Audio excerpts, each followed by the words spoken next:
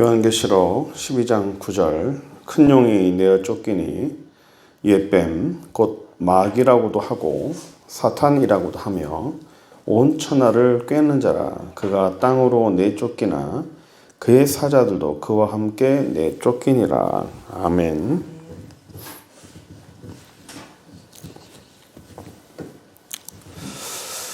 우리는 계속해서 이 연합, 처음에는 십자가와 예수 십자가의 연합, 그리고 죄의 사함, 그 다음에 예수님과의 연합을 우리 배웠어요. 그리고 이제는 예수님뿐만 아니라 영과 영끼리는 연합하는 성질이 있다고 그랬죠. 그래서 예수님만 우리 사람과 연합이 되는 것이 아니라 사단의 영도 우리와 연합이 자꾸만 돼요. 사단의 영이 우리에게 와서 우리를 혼란케 하고 우리를 죄짓게 하고 우리를 망가뜨립니다. 그래서 우리가 지난번 속담에 봤듯이 사단이 우리를 망가뜨리는 것은 못 먹는 감 찔러나 본다라는 그런 거죠. 지난번에 제가 말했지만 공소권 없음이라는 말 들어보셨죠? 제가 말씀드렸잖아요. 공소권이 없어요. 공소권.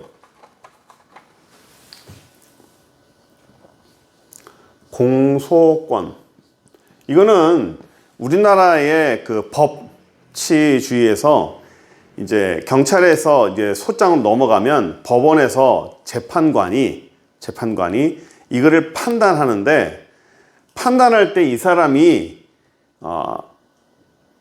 소를 올리면 이제 법원에서 판단을 합니다. 근데 그것을 이제 공소 자체가 되질 않은 거. 필요가 없는 거예요. 필요가 없는 거죠. 그래서 예수 믿는 사람, 크리스찬은 하나님 앞에서 죄 없다 말하는 거예요. 그가 너는 이런 죄를 짓고 이런 죄를 짓고 이런 죄를 짓고 그 죄 자체는 묻질 않아요. 묻질 않습니다. 우리가 오해하고 있는 것이, 사람들이 내가 예수 그리스도를 믿고 그분 앞에 보혈로 은혜로 내가 구원을 받으면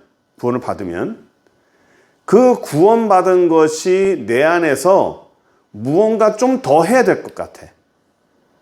구원받고 나면 뭔가 그 구원에 감사해서 뭔가를 더 많이 해야 될 것 같아. 더 많이 해야 될 것 같고, 하나님 나라 가기 위해서는 무언가 예수님의 복음 말고 예수 그리스도의 보혈 말고 다른 게 더 필요할 것 같아. 좀 더 많이 필요하고 예수님의 보혈 말고 다른 게 더 필요하고 좀 더 많은 것을 해야 되고 더 많은 것을 노력해야 되고 더 많은 것을 헌신해야 되고 더 많은 것을 무언가 희생을 예수 그리스도의 보혈의 그 희생 말고 사람의 희생을 요구하는 것이 사람의 노력이에요. 그것이 뭐냐면 종교성이라는 겁니다. 종교성. 그래서 종교는 사람의 노력을 요구해요. 사람의 노력과 어떤 희생, 이걸 요구합니다. 그래서 캐톨릭에도 그렇고 이 절에도 그렇고 사람의 노력, 자기를 깎는 희생, 이런 걸 상당히 많이 요구합니다. 왜냐하면 어떤 카타르시스나 어떤 단계에 들어가기 위해서. 그러니까 그거를 교회에서도 복음을 자꾸만 이상하게 받아들이는 거예요. 구원은 예수 그리스도의 보혈만 되는 거예요. 구원은 예수님의 보혈로만 구원을 받는 거예요. 예수님의 보혈로만 구원을 받고 다른 게 필요 없는 거예요. 예수 그리스도의 보혈로만 되는 거예요.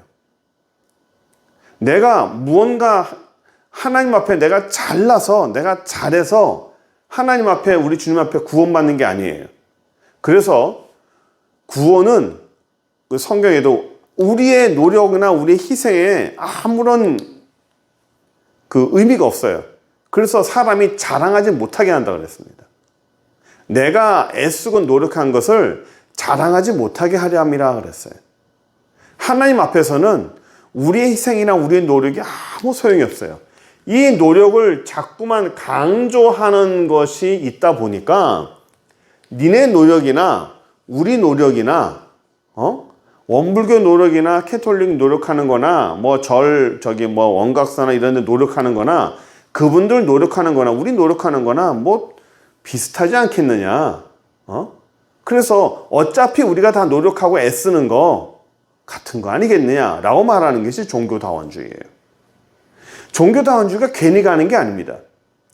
이것을 강조하는 사람들 중에 하나가 바로 종교다원주의예요. 이것을 자꾸만 얘기하면 결국에는 그쪽으로 갈 수밖에 없어요. 왜냐하면 내가 희생해야 되니까, 내가 좀 더 애써야 되니까, 내가 애쓰고 노력하는 만큼 천국에 가까우니까, 내가 애쓰고 노력하는 만큼 천국 가니까, 내가 노력하지 아니하면 천국 못 가고, 내가 노력하고 애쓰면 천국 가고.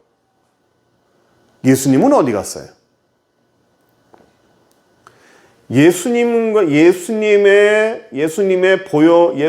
보혈의 피와 사람의 노력이 합해져서 천국 간다라고 말하는 것은 아니라고요.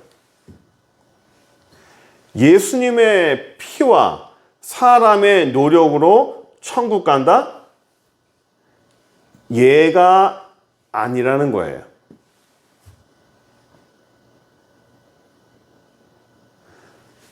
예수님의 보혈의 피 50%, 사람의 노력 50%. 그래서 100%의 천국이 이루어진다. 아닙니다. 예수님의 보혈은 오직 예수 그리스도의 보혈로만 가능해요. 그러니까 여기에 무언가 자꾸만 다른 거를 집어넣으려고 그래요. 그러니까 종교개혁 때도 자꾸 이런 게 있었어요. 그냥 내 몸을 보니까, 내 삶을 보니까 하나님의 사람이 아닌 것 같아. 이래가지고는 내가 천국 못 갈 것 같아.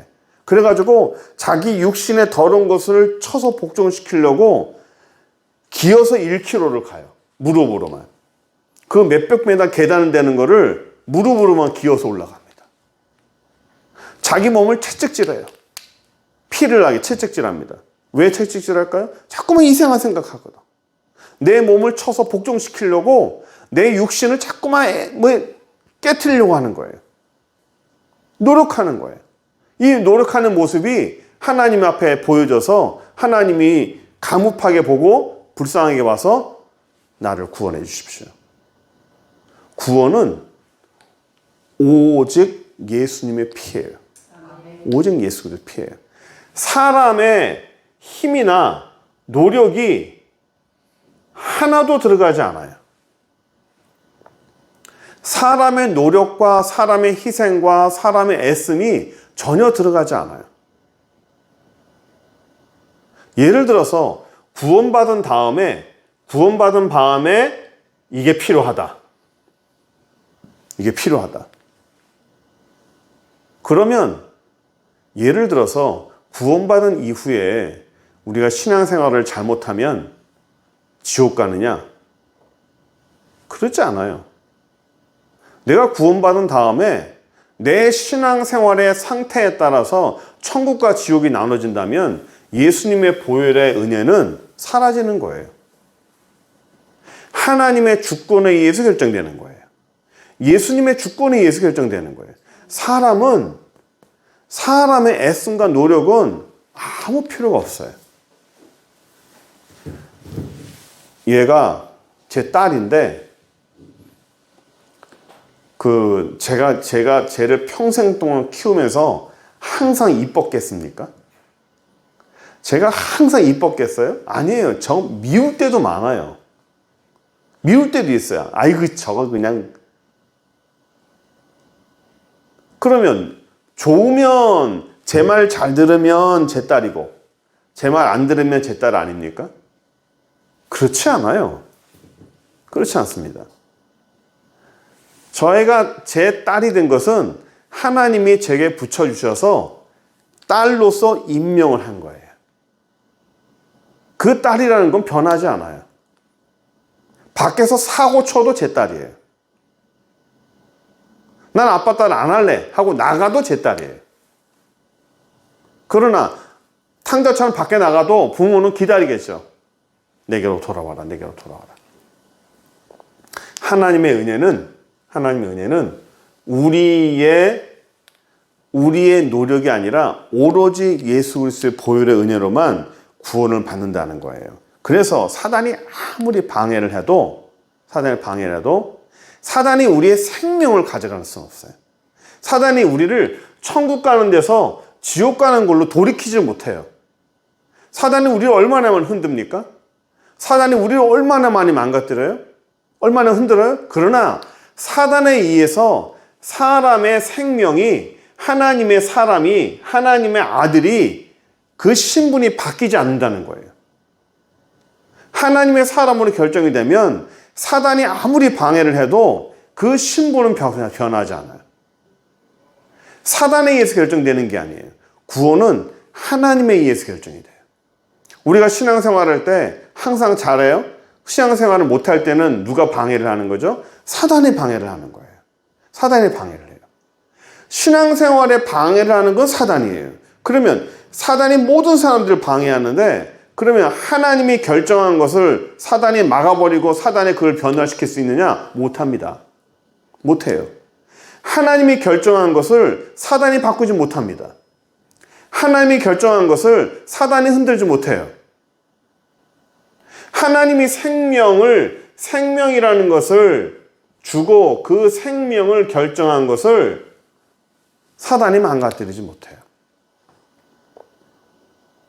그래서 예수님께서 왜 오셨느냐? 그 망가뜨리려고 하는 그 모든 생명을 예수님의 그 보혈의 은혜로 말미암아 다 회복을 하고 전부 살려주신 거예요. 아담으로 인해서 망가진 그 모든 생명을 예수님의 그 보혈의 은혜로 말미암아 전부 다 살려주신 거란 말입니다. 우리가 그때 시간에 대한 얘기를 했죠. 시간. 구약에 있던 그 모든 사람들은 어떻게 됐느냐? 구약에 있던 사람들은 그러면 예수님께서는 그 이후에 나타나셨는데 그 앞에 있는 사람은 어떻게 됐느냐? 우리 자꾸만 시간을 일직선상으로 계산을 해요. 예수님의 이후의 사람은 예수님의 보혈의 은혜니까 그 다음 사람은 해결이 된다 치지만 과거는 어떻게 됐느냐? 과거에 그 사람들은 과연 그러면 구원이 됐느냐 안 됐느냐? 우리 자꾸만 직선상으로만 생각을 하잖아요. 이거를 영원으로 생각해요. 영원. 하나님은 시간이 영원한 분이에요. 좀 더 이해가 쉽게 그때 여러분 이해 못하는 것 같아서 하나님의 시간은 영원한 시간이에요. 사람은 어떤 시점에 제한된 시간이고 하나님은 영원한 시간이에요. 그러니까 예수 그리스도를 믿고 보혈의 은혜로 우리가 생명을 얻었다는 것은 제한된 사람이 영원이라는 시간 안으로 들어간 거예요. 영원이라는 시간 안으로. 그러니까 사람이 예수님을 믿으면 영원이라는 시간 안으로 들어간 거라고요. 시간이 아니죠. 그러니까 시간에서 벗어난 거라고요. 구약이나 신약이나 미래나 과거가 아니라 예수를 믿는 그 순간에 하나님의 영원이라는 그 속으로 들어가는 거예요. 그래서 그게 하나가 되는 겁니다. 예수님의 보혈의 은혜로 그냥 전체가 하나가 되는 거예요. 과거, 현재, 미래가 없이 그냥 하나가 되는 겁니다. 그래서 우리가 미래에 있지만 갈라디아서 2장 20절처럼 내가 그리스도와 함께 못 박혔다는 게 내가 어떻게 과거로 돌아가느냐라고 생각하겠지만 과거로 내가 돌아가는 것이 아니라 내 몸이 영원이라는 시간 안으로 하나가 되기 때문에 내 제한된 시간이 영원이라는 하나님의 그 시간 안으로 들어와서 하나가 되는 거예요. 그래서 같이 못 박혔다는 게 바로 그건 겁니다.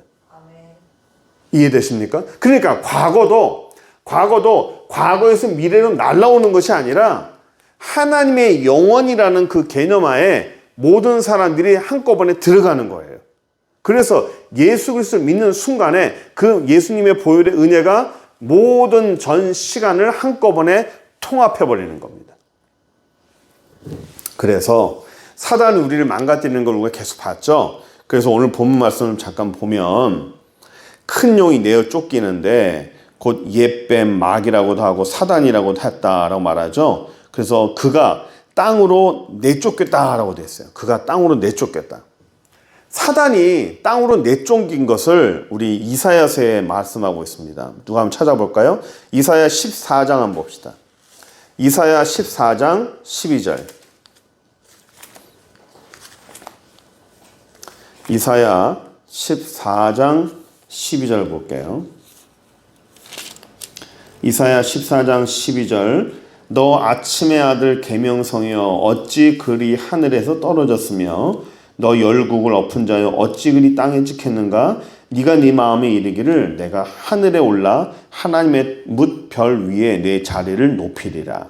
내가 북극 지폐 산 위에 앉으리라. 가장 높은 구름에 올라가 지극히 높은 이와 같아지리라 하는도다. 그러나 내가 이제 스올 곧 구덩이 맨 밑에 떨어짐을 당하리로다. 여기 보시면 아침의 아들 계명성이여라고 되어 있어요. 그러니까 사단을 계명성이라고 불렀어요. 사단을 성경에 보면 이사야서에 계명성. 계명성이 뭐냐면 그 영어로 모닝스타예요. 모닝스타. 모닝스타. 그러니까 우리나라 말로 그 정확하게 말하면 샛별을 말합니다. 샛별. 샛별은 아침에 뜨는 별이에요. 그러니까 금성을 보통 얘기하기도 해요. 샛별을 얘기하는데 성경에서는 이걸 계명성이라고 그래요. 이 굉장히 밝게 빛나는 별인데 이게 하늘에서 떨어졌다는 거예요. 그걸 사단을 표현합니다. 왜 떨어졌느냐? 하나님과 같이 되려고. 네 마음에 이르기를 내가 신중에 하나님과 같이 돼서 하나님의 무별 위에 내 자리를 펼 것이다. 하나님의 무별 위에 자기를 펼 것이라는 거예요. 하나님과 같이 돼서 자기도 한번 해보겠다는 거죠. 그래서 땅에서 쫓겨났다는 거예요. 그 쫓겨난 것을 얘기를 하는 겁니다. 사단이 그렇게 해서 이 땅에 떨어져서 망가지고 부패해지는 거예요. 그래서 그 예수님은 누가복음 10장에 보면 사단이 하늘에서 떨어지는 걸 봤다. 번개가 떨어지듯이 사단이 이 땅에 떨어지더라. 예수님 보신 거예요. 그걸 말하죠. 우리가 여기 성경에 보면 사단이라고 하기도 하고 또 뭐라고 그랬죠? 마귀라고 하기도 하는. 이건 우리나라 말이에요. 영어로는 뭐죠? 영어 사탄이죠. 이 사탄이라는 게 정확히 얘기하면 히브리어예요. 히브리어의 사탄이라고 되어 있어요. 히브리 사탄이라고 되어 있는데 여러분 들어보셨습니까?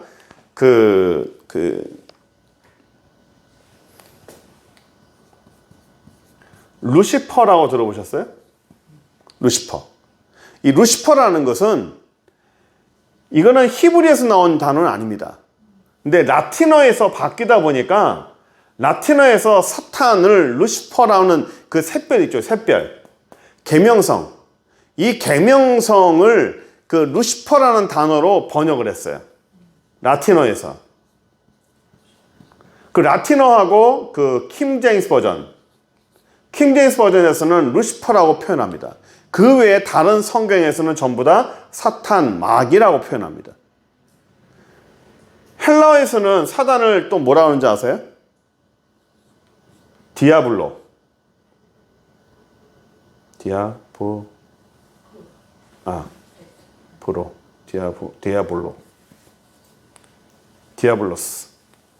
디아블로스. 이거는 요즘에도 이런 게 있는 모르겠는데 게임 이름이 이런 게 있더라고요. 디아블로라는 게임 이름도 있어요. 마귀라고 사단이라고 하는 게임 이름도 있어요. 그러니까 사람들이 이걸 막 좋아하는 거예요.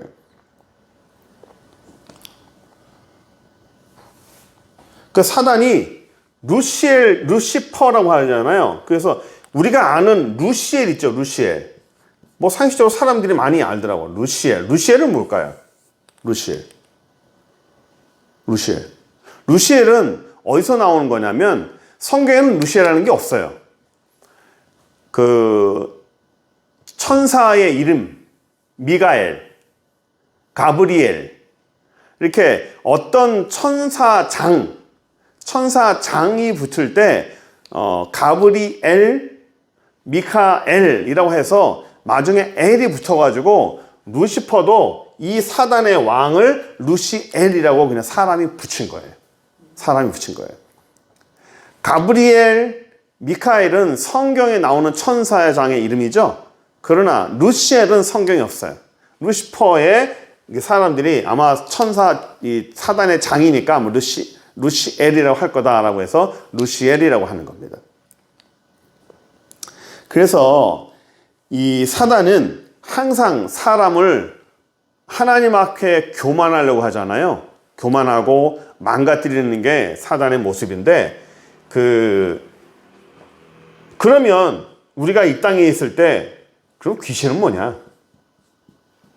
사단의 장이면 여기 뭐라고 했죠? 사단과 그의 모든 쪼무라기들 다 쫓겨냈어요. 그의 모든 사자들도 다 쫓아냈어요. 보세요. 교환계시록 12장 9절. 큰 용이 내어 쫓기니 옛뱀 곧 마귀라고 하고 사단이라고도 하며 온 천하를 꿰는 자라. 그가 땅으로 내쫓기니 그의 사자들도 그와 함께 내쫓기니라. 그의 사자들이랑 그의 부하들 얘기하죠. 그의 사자. 그러면 사탄이라는 것과 여기에 대장, 수장이라는 게 수장과 더불어서 그 밑에 있는 그 졸두가 다 같이 쫓겨내왔다는 거예요. 그러니까 우리가 흔히 얘기하는 귀신이라는 게 바로 그 모든 사단을 얘기합니다. 사단을 얘기해요. 이게 우리가 오해하지 말아야 되는 게 요즘에 이런 게 전생이라는 걸 막 얘기하면서 당신 전생에 누구였다. 근데 우리나라의 전생에 웬 이순신이 그렇게 많은지, 무슨 전생에 김구였다, 중복되는 사람이 굉장히 많아요. 그러니까 전생에 자기가 뭘 기억을 해요, 막. 기억을 해서 자기가 뭘 했대. 옛날에 자기가 뭘 했고, 그 막 기억을 막 더듬어서 그 사람을 기억을 말을 해요. 자기가 진짜 기억하는 것처럼.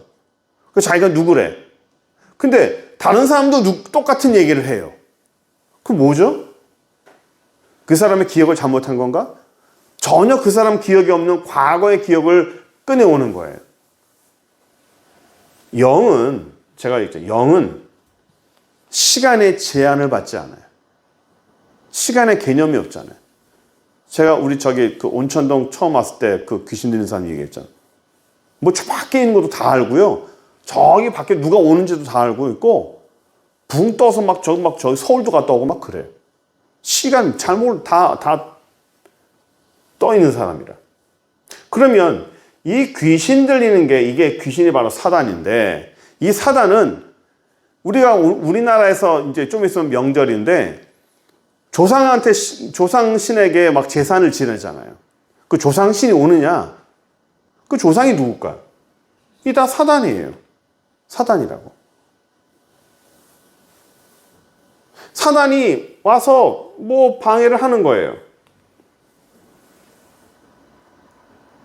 제가 부산에 와서 그 무당을 이렇게 많이 만난 적이 없었어요. 참 많이 무당을 만났습니다. 그 무당도 대놓고 전도도 많이 하고 했지만, 특히나 저쪽 그 온천동에서 우리 집 바로 옆에가 그 박수 무당이었잖아요. 아주 참 그 사람하고 싸운다고 힘 다 뺐어요. 지나가는 얘기지만 우리 간혹 보면 제사 드리는 사람들 바깥에 이렇게 제사 음식 바깥에 내놓죠. 예? 고실에 내놓죠. 제가 그냥 여담입니다. 정리하려고 해서. 끝나고 나서 바깥에 이렇게 큰 사과도 보통 큰 게 아니에요. 이렇게 큰 사과가 밖에 있는 거예요.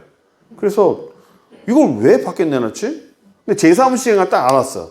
근데 성경에 제사 음식 먹지 마라. 근데 또 한편으로는 양심이 같이 빠져 않으면 먹어도 된다.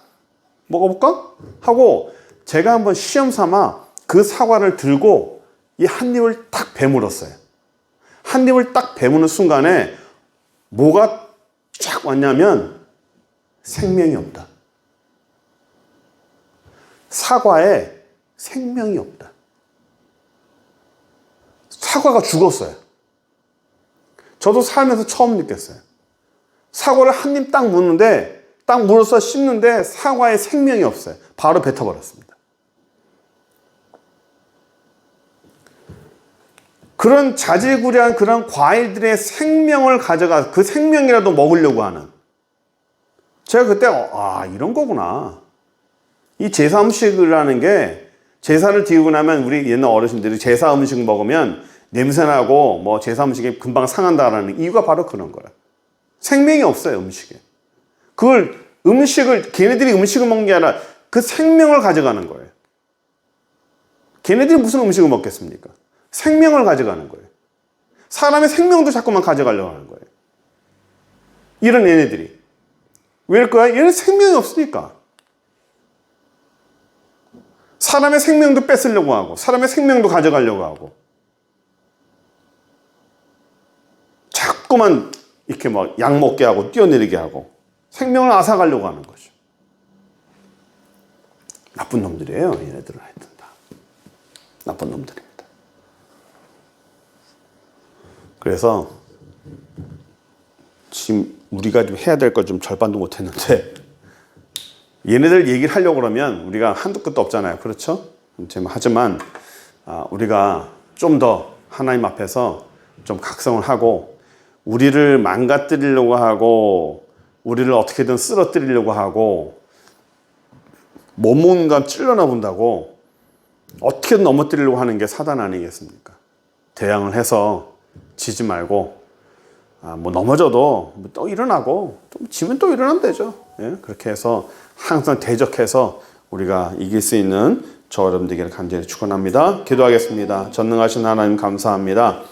우리 주 안에서 저희를 축복하여 주시고 믿음으로 살게 하시니 감사합니다. 성령께서 저희를 축복하시고 주 안에서 더 신실하고 하나님 앞에 군사된 사람으로서 강하고 담대한 저희의 삶이 될 수 있도록, 저희 신앙이 될 수 있도록 인도하여 주옵소서.